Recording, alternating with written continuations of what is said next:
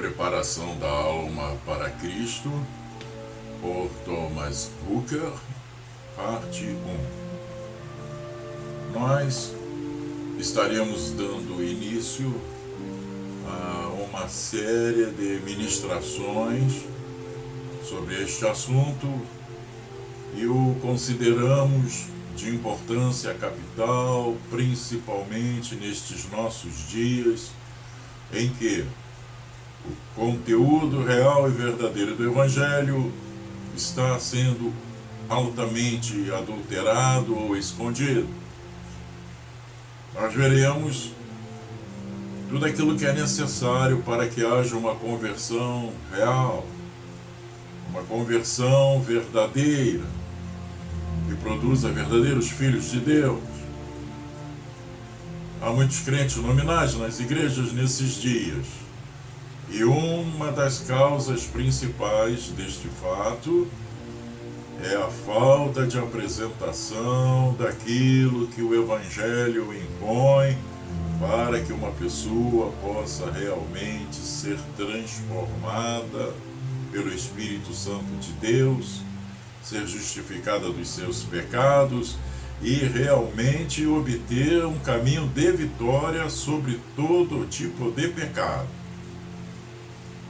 Temos tido ministrações, ou que deixam isso todo de lado, ou que tratam o problema do pecado muito superficialmente, e assim não há justificação, não há conversão real, não há regeneração, e por conseguinte santificação real, porque esta depende das que foram citadas anteriormente.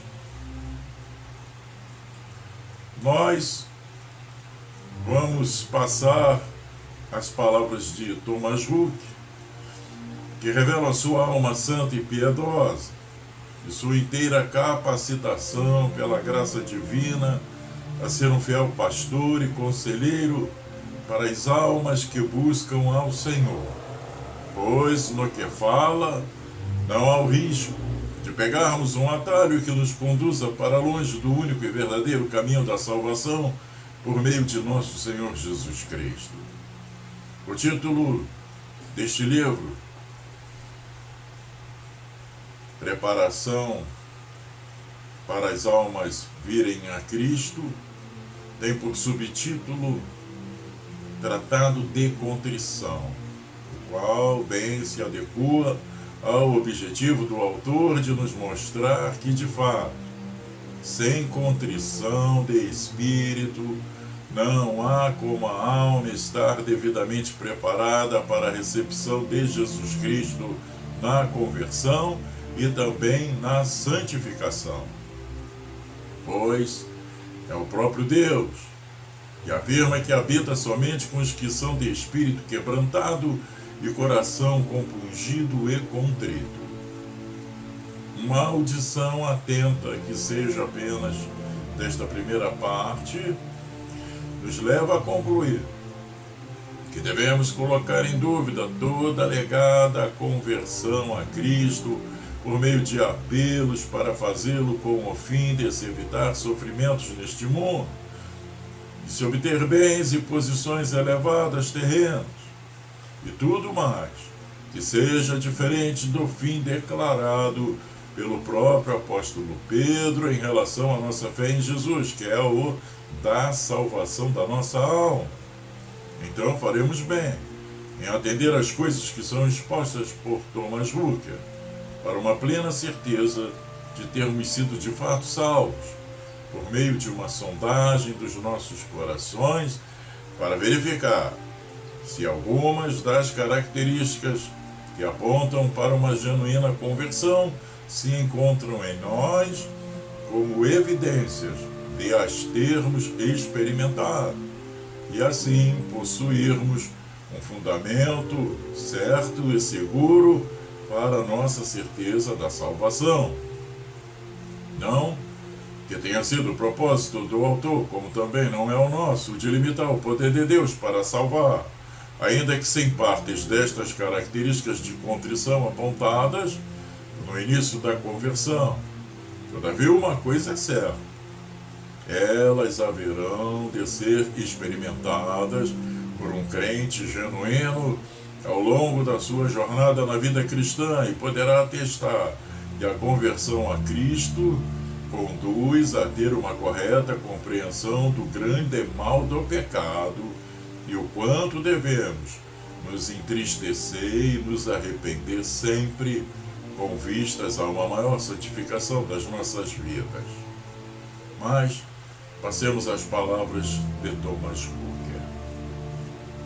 A preparação da alma para Cristo, ou um tratado de contrição, onde é descoberto como Deus quebra o coração e fere uma alma na conversão de um pecador para si mesmo. Salmo 51:17. Sacrifícios agradáveis a Deus são o espírito quebrantado, coração compungido e contrito, não o desprezarás, ó Deus. Ouvindo ele estas coisas, compungiu-se-lhes o coração e perguntaram a Pedro e aos demais apóstolos: que faremos, irmãos? Atos 2:37. Nesta grande obra de preparação para Cristo, observe duas coisas. Primeiro, a dispensação da obra da graça da parte de Deus. Ele puxa o pecador do pecado para si. E, em segundo lugar, uma estrutura e temperamento do Espírito que Deus opera nos corações daqueles que ele atrai, e que se faz conhecido em dois detalhes: parte em contrição, parte em humilhação. Para nosso melhor procedimento no julgamento destes dois pontos principais, tratarei deles especificamente e em geral. E primeiro vamos peneirar o que é essa contrição e humilhação, para que não possamos nos enganar e pensar que as temos, quando não é nada disso. Esta contrição, como eu concebo, nada mais é a não ser quando um pecador, ao ver o pecado e sua vileza e a punição devida a ele, se torna sensível ao pecado e é levado a odiá-lo, e tem seu coração separado do mesmo, e a visão do pecado se dá a conhecer em três particularidades. Primeiro, quando a alma é sensível ao pecado. Em segundo lugar, quando há uma profunda e sincera tristeza pelo mesmo e um sério ódio por ele. Em terceiro lugar, quando a pessoa tem seu coração separado das suas corrupções. Tudo isso não é operado tanto por qualquer poder que está em nós, como pelo poder onipotente de Deus operando em nós, pois o pecador não veria seu pecado, mas o Senhor força, como diz o santo profeta: tu mantiveste meus olhos acordados, estou tão perturbado que não posso falar. O Senhor atribui o pecado a um miserável pecador carnal, para que seu pecado ande, durma e vá com ele. Ao contrário, a alma de um pobre pecador rechaçaria o golpe, não teria a palavra para tocá-lo. Ele trabalharia para desfazer as flechas do Todo-Poderoso que são disparadas contra a sua alma. Mas o Senhor não permitirá que ele faça isso. Tuas flechas se cravam em mim, e tua mão me pressiona fortemente, é o que diz o salmista no Salmo 38:2. Como se o profeta dissesse: eu gostaria de afastar tuas flechas, mas elas se cravam em mim. Eu teria me livrado do fardo que estava sobre mim, mas a tua mão me aperta com força. Então, finalmente, quando o pecador vê, ele não pode sacudir as flechas, então ele se contenta em estar separado das suas corrupções.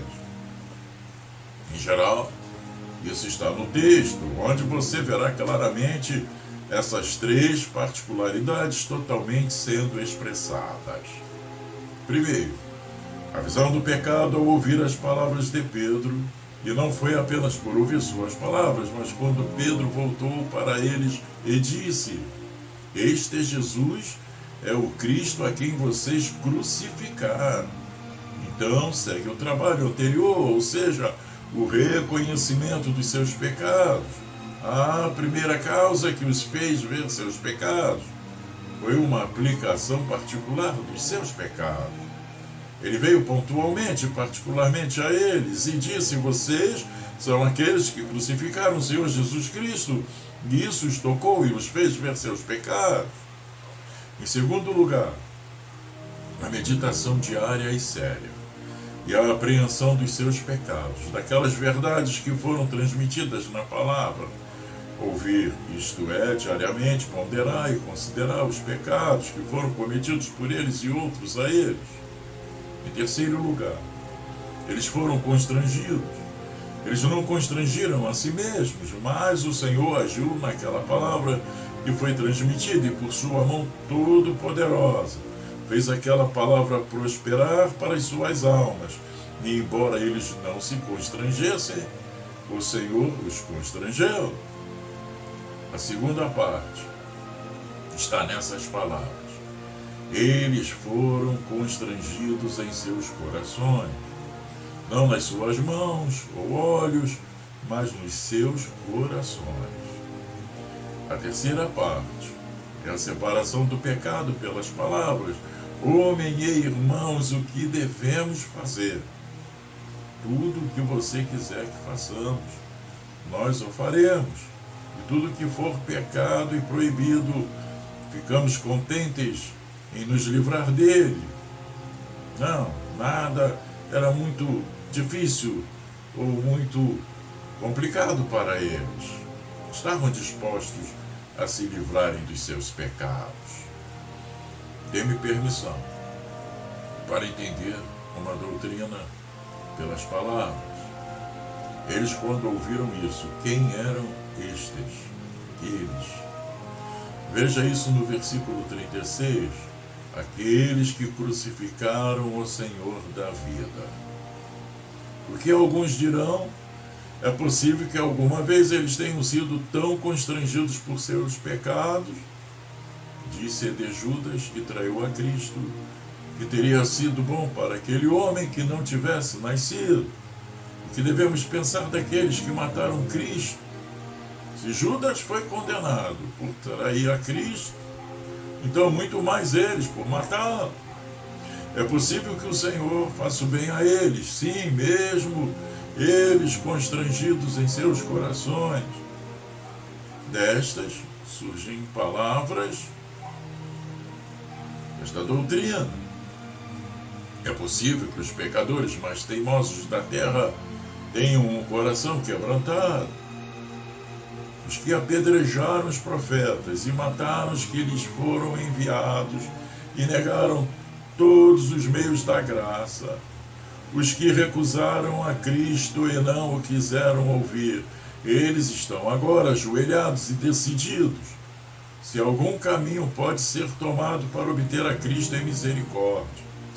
Tito 1:12-3 diz: foi mesmo dentre eles um seu profeta que disse: cretenses sempre mentirosos, feras terríveis, ventres preguiçosos. Tal testemunho é exato, portanto, repreende-os severamente, para que sejam sadios na fé. Um homem pensaria que é uma coisa inútil se meter com eles são tais desgraçados e desesperados, mas o texto diz: reprove-os severamente, para que sejam sadios na fé, para que um cretense, que é uma fera terrível, por uma repreensão sólida, possa vir a ser um santo glorioso. E considerando que os avaliados teriam sobrecarregado o Senhor com seus pecados, portanto era justo que Deus se aliviasse do seu fardo, e assim enviasse a eles os seus pecados juntamente para o inferno. Assim, pensaria um homem, mas o Senhor não fez. Como podemos ver em Isaías: eu sou aquele que apago todas as tuas transgressões por amor do meu nome, não me lembrarei mais dos teus pecados. E como disse o apóstolo, os gentios estavam cheios de toda injustiça, pior do que quase poderia ser, para todos os tipos de graus de pecado, e ainda muitos deles se revestiram de toda a santidade. Tais por alguns de vocês, diz o apóstolo. Em outro lugar podemos ver que um pecador escarlate pode se tornar um santo por natureza. Que este escarlate é um dado tão profundo que sabemos que toda a arte sob o céu não pode mudá-lo. Mas o Senhor pode fazer de um pecador escarlate um santo branco como leite. Não digo que um dia acontecerá, e sempre acontecerá, mas é possível. A razão é tirada da bondade e do poder onipotente do Senhor. O Senhor é capaz de suprir todas as necessidades e corrigir o que está errado, ou melhor, Ele é capaz de fazer mais do que você precisa. Quando o Senhor fez o céu e a terra, Ele não perdeu todas as suas opções de forma que não pôde mais ajudar. Não. Ele é todo suficiente ainda.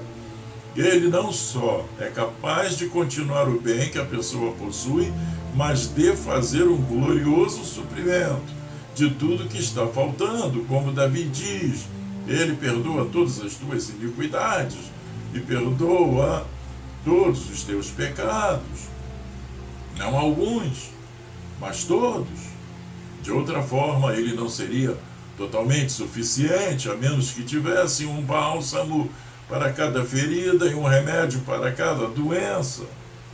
Se nossos pecados fossem maiores do que Deus poderia perdoar, ou se nossas fraquezas fossem mais capazes de nos derrubar, então, em sua força para nos sustentar, Ele não seria todo suficiente. Na verdade, há algumas coisas que a Escritura diz que Deus não pode fazer, mas não é por falta de poder em Deus, mas porque há uma fraqueza na criatura.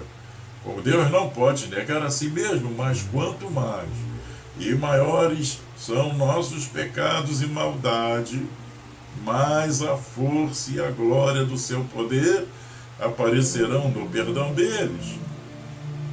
E onde o pecado abundar, a graça abundará muito mais no perdão do mesmo. Cristo é todo suficiente em poder para obter misericórdia por todos os seus pecados, e o Espírito é todo suficientemente capaz de aplicar uma satisfação de Cristo à sua alma. E, portanto, seja a sua condição tão amedrontadora, o pecado contra o Espírito Santo somente, exceto este. Há poder e misericórdia no Senhor para lhe perdoar. É possível para você encontrar misericórdia. A primeira aplicação é para a repreensão e para frear o desânimo desesperado que se abriga no coração de muitos pobres pecadores, de que se eles não acharem poder em si mesmos e nenhum socorro nos meios, eles questionam neste caso e concluem a impossibilidade de receber misericórdia e pensam que não há esperança de perdão, visto que até agora eles não se importaram em pecar. Eles supõem que não podem receber a misericórdia, mas isso traz uma grande indignidade para o Senhor Jesus Cristo e um grande desânimo para eles. E por quê? O Senhor coloca dureza e dificuldades no comando, quando o cerco sobre Jerusalém produziu uma ferida maravilhosa, e todo homem se desesperou de qualquer conforto ou socorro. O profeta disse: antes de amanhã, desta vez uma medida de flor excelente será vendida por um ciclo. E então um homem, em cuja mão o rei se apoiava, disse: se o Senhor abrisse as janelas do céu, como pode ser isso? E o profeta lhe disse: tu o verás, mas não o comerás.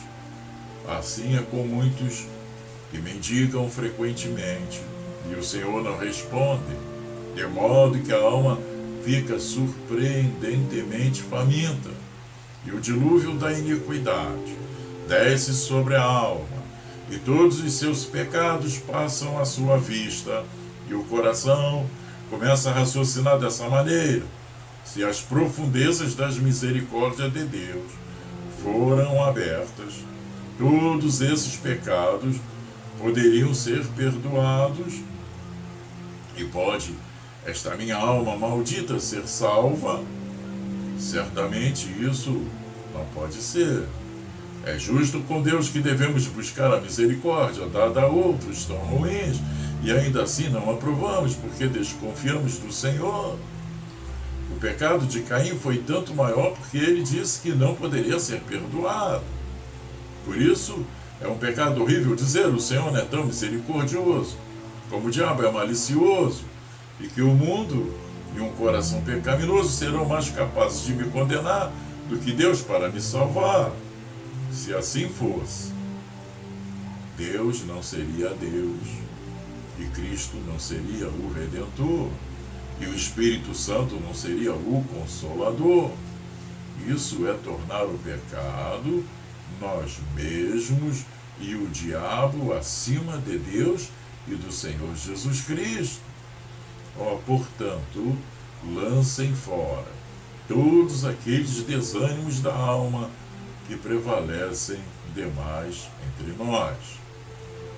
Em segundo lugar, é uma base de grande encorajamento para provocar os corações de todos os homens ímpios debaixo do céu, para olhar para o céu e ver a condição em que estão por alguma misericórdia, porque os mais ímpios do mundo podem ser trabalhados, e o coração mais profano pode ser constrangido. Portanto, que seu coração não deixe de ser vivificado, para buscar a recuperação daquele estado em que se encontra. Todos vocês, pobres criaturas, se houver alguém aqui presente, como eu não duvido que há, pobres criaturas ímpias e pecadoras, minha alma se compadece de vocês. Vocês que tiveram suas mãos imersas no sangue de Cristo, e seus pecados estão escritos com uma pena de ferro e são vistos em cada esquina da rua. Vocês que estão assim, no fel da amargura, e ainda no reino das trevas, embora seu caso no momento seja muito desesperador, ainda assim, aqui está um pequeno graveto no meio do mar principal, sobre o qual você pode se agarrar e se salvar. Isso pode fazer você olhar para cima.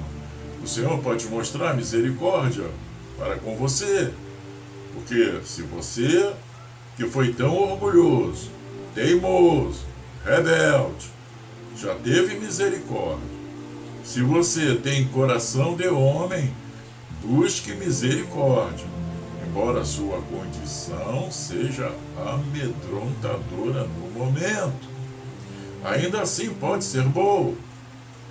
Deus não recolhe a balança de condenação por seus pecados, ele ainda não o transferiu para o inferno. Considere o que quer que você seja.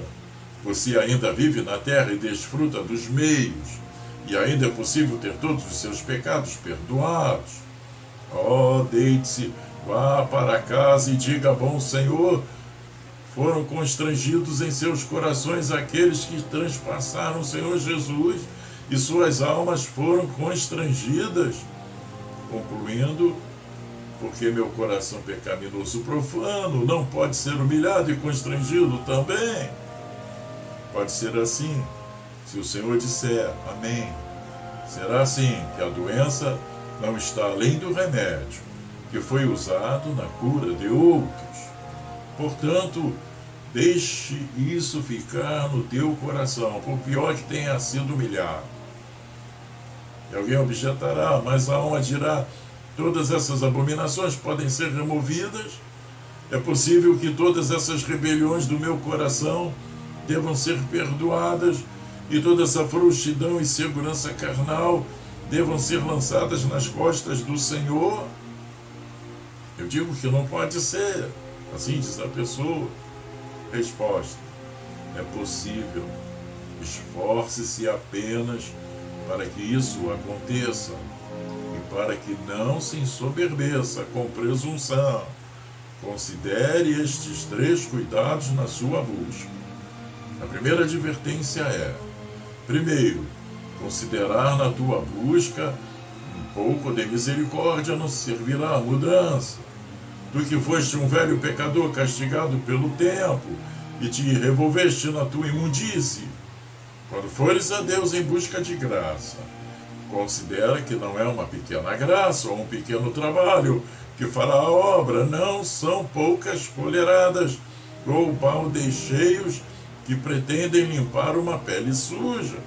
Assim, se você ganhou um coração imundo e profano, que tem sido um castigo para todos a sua iniquidade, e assim você tenha dado liberdade para isso e continuado nisso, deve haver uma fonte de misericórdia para purgar um miserável como você.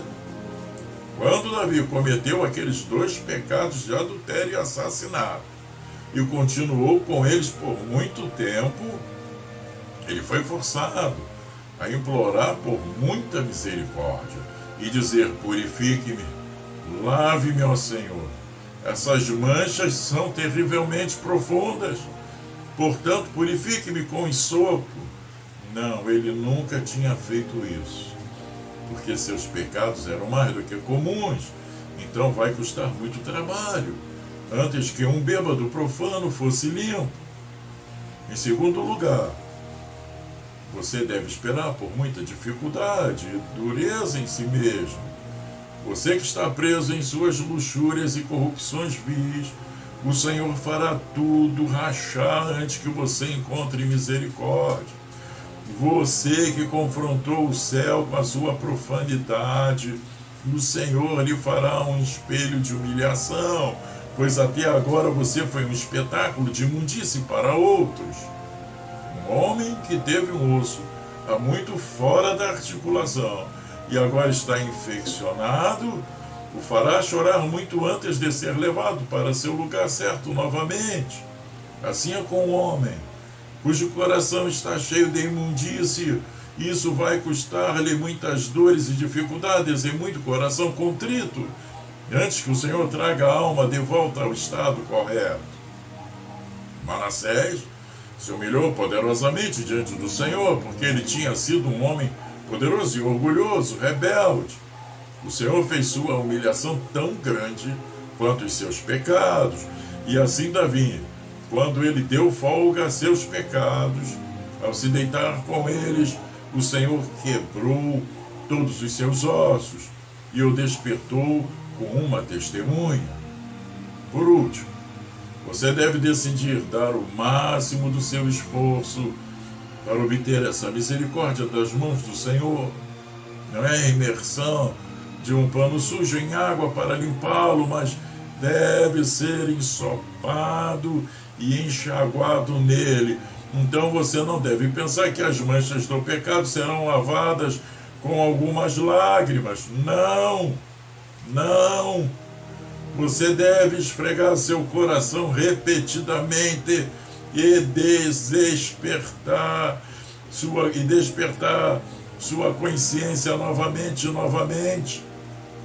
Não é um pequeno exame, nem um pouco de tristeza que servirá ao seu caso.